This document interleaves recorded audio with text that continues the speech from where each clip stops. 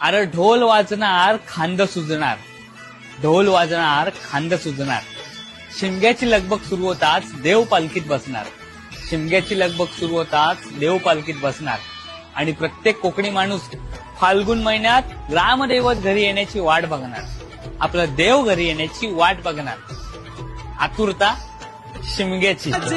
शिमग्याचा आई तुझ्या मंदिरी, ढोल वाजला शिमग्याचा आई तुझ्या मंदिरी.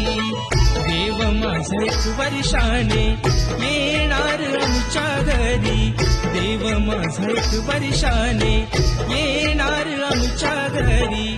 ढोल वाजला शिमग्याचा आई तुझ्या मंदिरी, ढोल वाजला शिमग्याचा